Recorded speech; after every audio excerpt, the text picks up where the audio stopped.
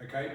Hi, I'm Chris Rydlewski. This is Centre Space Gallery, and this is my exhibitions and photo book launch for searching for your shadow. And this is the way we had to go this way because of COVID, because of the COVID restrictions, but it's also the way that I planned the exhibition. So even though this book picture is the last one in the photo book, it's the introductory photograph of the 15th arrondissement, which is my mum's old district in Paris, and this is my mum's own plan de Paris, which is her road map of France. And we move along to this panel here, which is three very sort of Parisian themed, almost cliched images, but very, very sort of traditional Paris.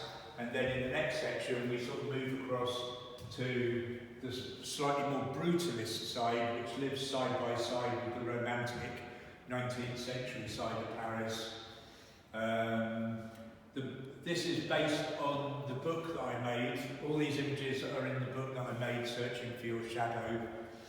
We move along to another section of Paris. The 15th arrondissement in Paris is a very everyday part of Paris.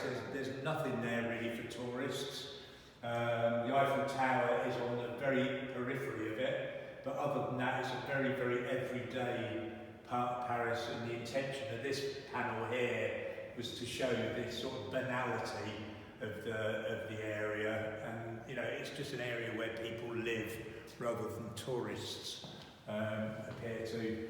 This panel here is a very, very small panel, and this is the only one that changed over the planning of the. It was planned as 3 images, but when we came to the gallery, we realised that was going to look really over busy, and we decided to. I say we. I was helped by 2 of my students, and I discussed sort of the issues with them, and we decided that this one image would be far stronger, and I'm pleased with that because it's sold as well. These are 2 images. A lot of my work is really flat on. A lot of it is very much about grid lines, horizontals, verticals. And I just wanted this as a change. These are 2 images that I really liked. This image is very influenced by a photographer who influences me an awful lot, André Kertész, very reminiscent of some of his photography in Paris. And I quite like the idea when I juxtapose these of the diagonal moving across the 2 images. So this was the sort of thinking behind this. I think with the exhibition you're trying to create a dynamic in different shapes. So it's not just one flat image after another flat image after another flat image after another one. And this picture is opposite the door to the gallery, and it feels like the keynote picture of the exhibition, in my opinion. And so I wanted people to see this one when they first came in. Move across to, there's some prints for sale there. Keep that tidy. This is a little juxtaposition that I've got very excited about, which actually just appeared when I had lots and lots of contact sheets cut up and images spread out over the table. These images just sort of seem to work together, and it's 5 trees and 5 lamps. So the figure 5 is obviously a sort of key element there.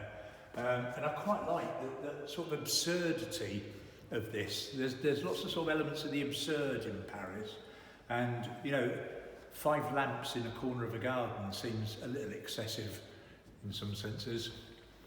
Again, some more images. These are mainly from the area around Place Ballard, which is where I stayed when I was 15 years old with my auntie and uncle in France, where I spent a week wandering the streets. And this project is a revisiting of that week in Paris, where I really, really feel that, in retrospect now, looking back, I feel that I learned how to look and to see properly in that week. I didn't have a camera when I was 15 years old, and I just wandered and looked. So this is and Place Ballard is where I was based. This is an image that has gone down really, really well with the visitors to the gallery. My son has actually sort of suggested, he said, he came the other day and he said, Dad, why are the titles so boring? And I said that the titles were boring because given my choice, I wouldn't have titles because they're intrusive, but they're there so that people can identify images they might want to buy. This one is called Trompe l'œil, trick of the eye in French. And this has been a really popular one with people, so we've been very happy with that. Moving along to a section, I mean, all this is grounded in my mum's district in France. So these are my mum's ID cards, and she lived in Rue Saint Lucie. This is after she got married, so she already was living in England with my father, but she still had the French address of 13 Rue Saint Lucie, and there it is there as well. And interestingly, when I was looking and planning the exhibition, I noticed I'd taken a photograph of the sign, and actually noticed that the sign is a cartoon version of a 19th century street sign. You can see where the old street sign was, but this is almost like a caricature of old Paris, which I thought was very funny actually. There's another panel here, which is mainly of images from the book. Not all the images in the exhibition are in the book. These are mainly, except the one on the top right.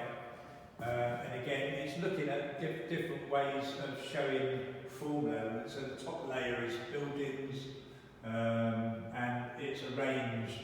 In fact, this image has been flipped horizontally to fit into the theme. If it was the other way around, it wouldn't have worked formally in terms of shape. Here we've got aperture each side, we've got the parking, and then there's a sign there, no parking in the middle. So there's a sort of little link there.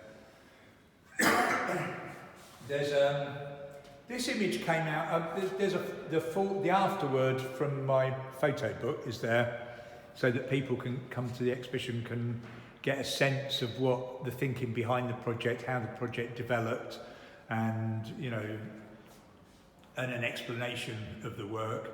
And then the image is a really late addition. I mean, it had sort of got past me in previous edits, but I actually really like that photo. And then there's the final one, which is a little bit of an in-joke for people who sort of follow my work. My first photo book was called 23, La Creuse, which is a region in central France that we visit regularly. And here was number 23, a juxtaposition of a very ornate 19th century door and a very unornate 21st century door, so in bits. So nice funny juxtaposition to end on. And that's it. It's not bad for one take, is it? Thank you, Emily. Well, we can just add it on the end, can't we, as a PS? Go for it. Okay, and PS, are we on? We're on. Yeah.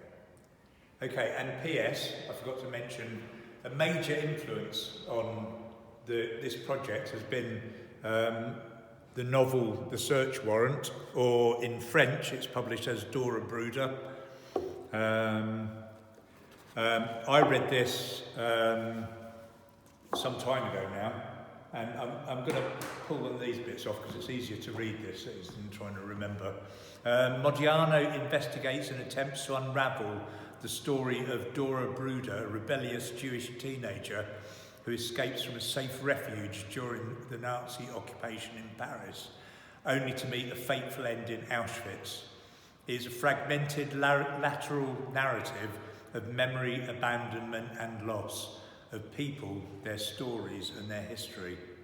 The boundary between narrative, mystery, biography and autobiography blur as he links Dora's story and his investigations of the locations to his own troubled adolescence. Modiano conflates history, biography and geography in his attempts to make sense of a haze of history relating to the fragility of memory. He notes that cement, that most urban of materials, evokes the colour of amnesia. Indeed, Modiano's work has an ongoing theme of characters attempting and failing to make some sense of their memories. This failure is implicit in their search as it is in mine.